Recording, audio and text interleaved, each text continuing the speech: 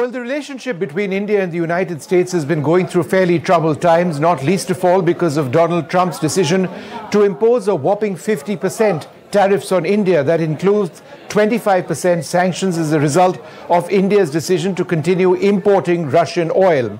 What's the impact on the Indian economy going to be? And where does this leave the India-US relationship?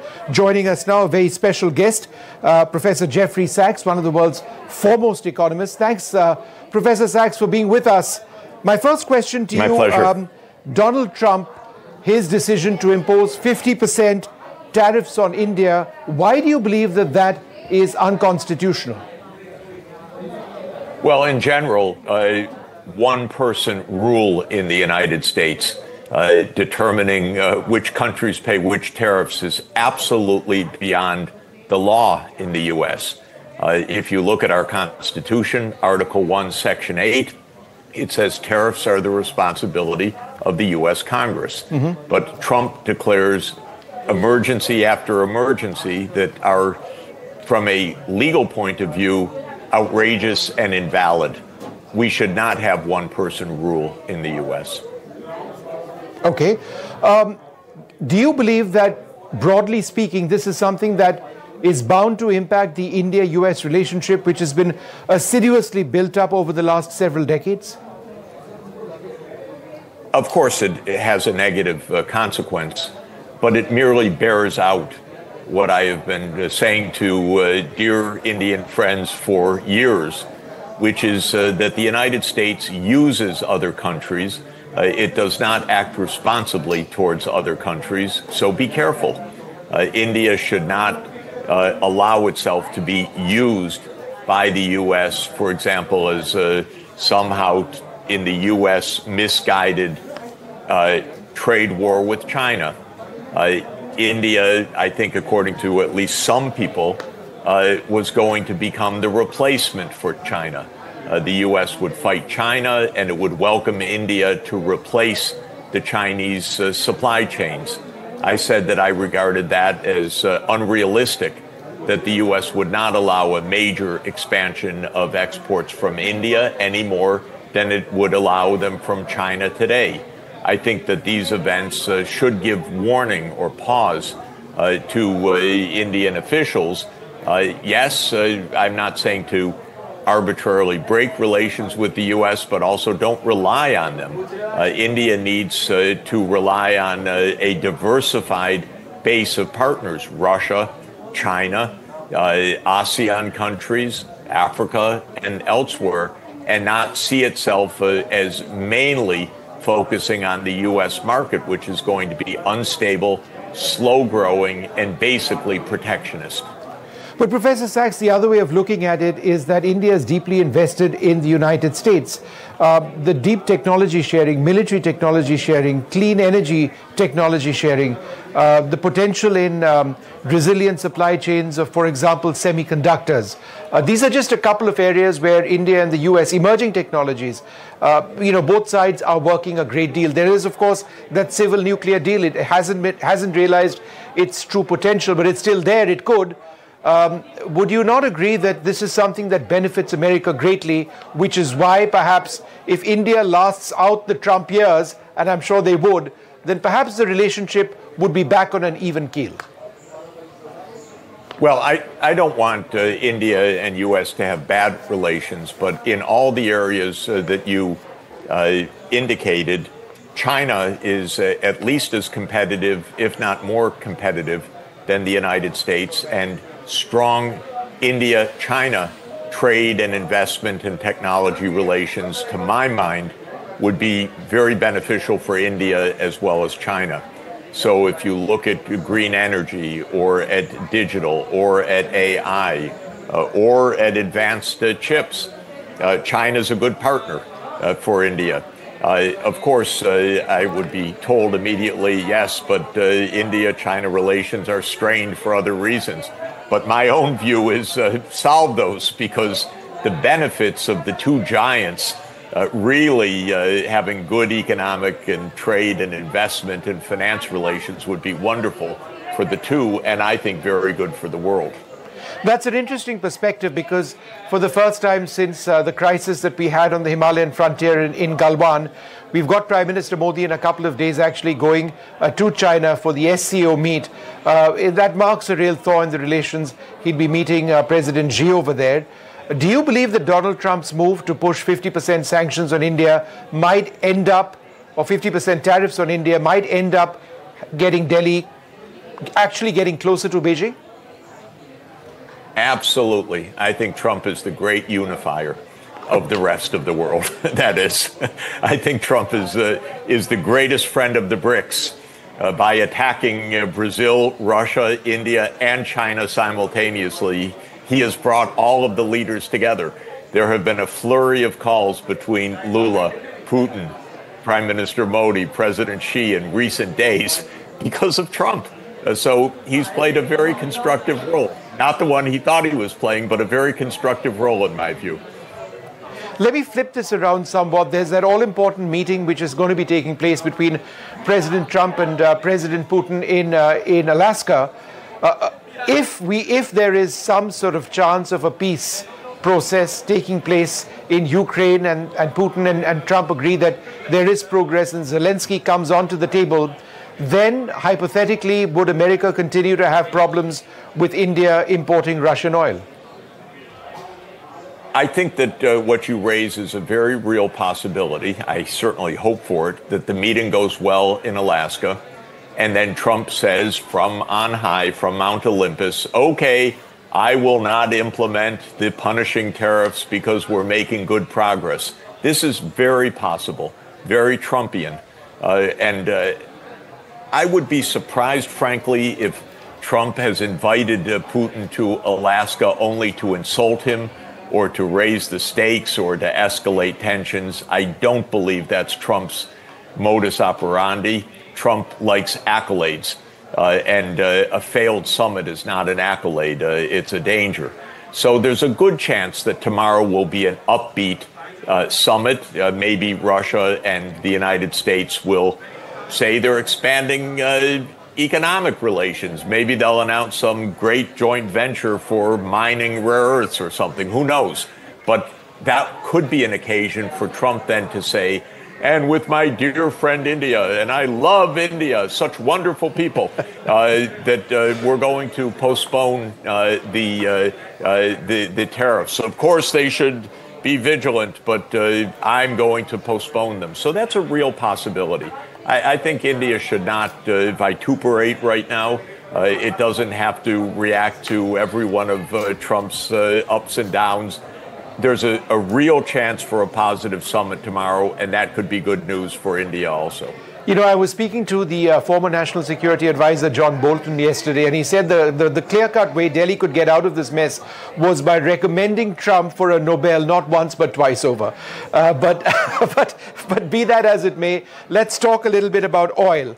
I think India's concern stems primarily from the hypocrisy that we see, that China continues to be a larger importer of oil from Russia. It's not been sanctioned because of that. Europe, at least partly, meets its energy requirements from Russia, and yet India is being penalized. Is that at all fair? Of course. But the whole point, one person should not decide who trades with whom. The unilateral U.S. measures are illegal under international law. That may sound a little quaint these days, but we actually have rules.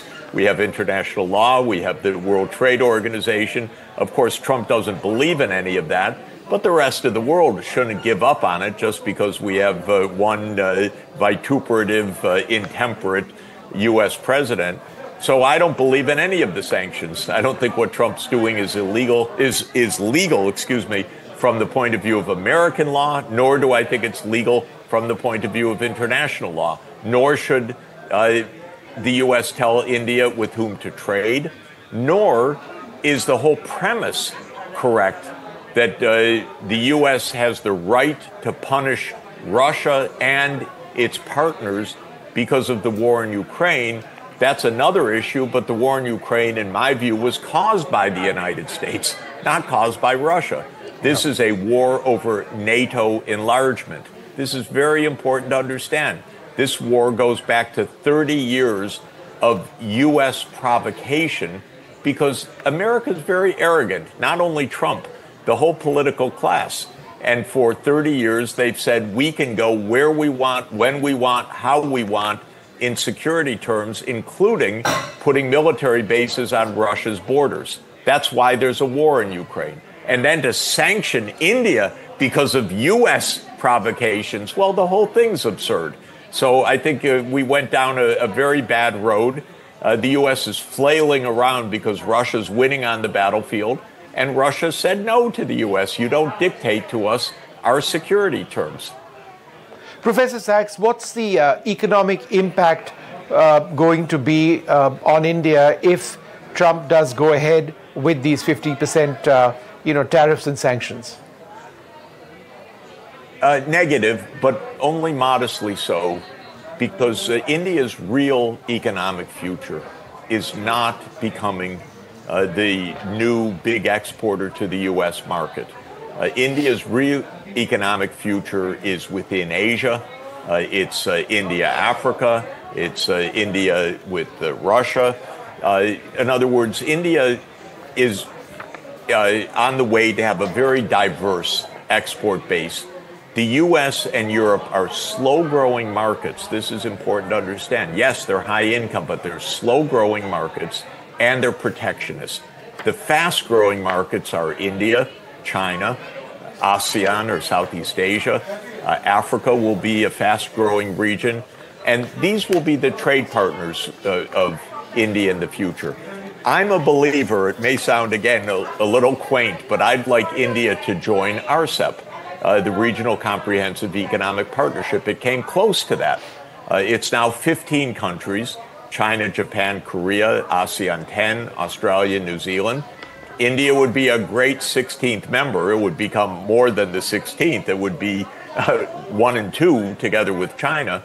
But this would really serve India's long-term growth needs and potential.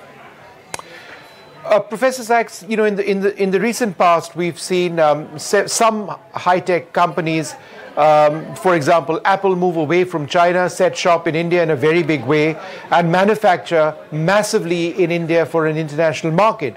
That's obviously worked to the benefit of the Indian economy, India's industry.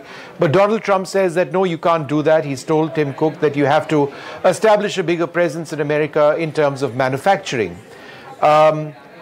That again is something that hurts India's, India's position, India's intentions, India's own economic potential.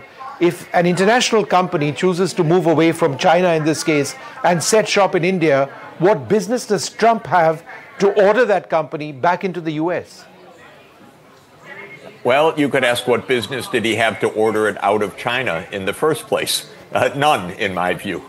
I told my friends in India when I was visiting in the spring, don't count on it, that India is going to be welcomed smoothly as China's replacement. It's not going to happen. The U.S. is becoming protectionist. Trump is at heart protectionist. I think he's economically illiterate, by the way. But in any event, he is economically protectionist. And what he told Tim Cook, I would have predicted. I did predict it, by the way. None of it's fair. None of it is according to World Trade Organization rules. By the way, Biden was no free trader. America is in a defensive mode. It's in a defensive mode because it wants to run the world. It thinks it runs the world, but it doesn't run the world. And so it leads to a bad psychological state of affairs. This is really the point of it. This is not systematic, sound, sensible economic policy. This is flailing around, trying to stay number one. But it's not working this way. If you want to stay number one, save more, invest more, work harder, and keep good relations with the rest of the world. But that's not what the United States is doing. In any event, how can the U.S. with 335 million people hope to stay ahead of 1.5 billion people in India and 1.4 billion people in China? No, The U.S. should aim to partner. It should aim to have normal trade relations, but it should stop its aspirations for hegemony. And other countries shouldn't play into those aspirations. I'm not only recommending that India strengthen the BRICS relation and also that India join RCEP, but I believe India shouldn't be part of the Quad, so-called. That, again, is a U.S. kind of game. What's the purpose? India should mend its relations with China suitably, carefully, seriously, but not play into a U.S.-led game vis-a-vis China. A final question to you. America has problems with India continuing to use Russian weaponry, and yet Russian weaponry, including in the recent sort of mini war that we had with Pakistan, appears to have done really well, specifically S-400 surface-to-air missile systems, which America is dead against India acquiring. They had problems with Turkey acquiring the same system. And yet India is in a position where we can't do without Russia because we are bedrock with Russian weaponry. There's a legacy issue over there. Is that something America can ever accept? No, not happily. But it's something, let me put it this way. Can America ever accept that psychologically? No. Can America ever accept that verbally, politically? No. Can America ever accept it practically? And in reality, it's going to have to, period. This is part of multipolarity. The U.S. wants to be the only weapons seller. God, I wish we were selling other things. But in any event, the U.S. can't be. The U.S. does not dominate any major technologies in the world right now. Of course, it's a sophisticated country, and it's very good at certain things. But the idea that the U.S. uniquely dominates military technology or space technology or digital technology or AI or semiconductors or energy or nuclear facilities, no, it doesn't anymore. All right. And it won't, because we're in a multipolar world. Professor Sachs, wonderful speaking to you. Thank you so much, sir, for sharing your insights on this present impasse in ties between Washington and New Delhi. Let's see where this all heads. Thanks very much once again. Very good.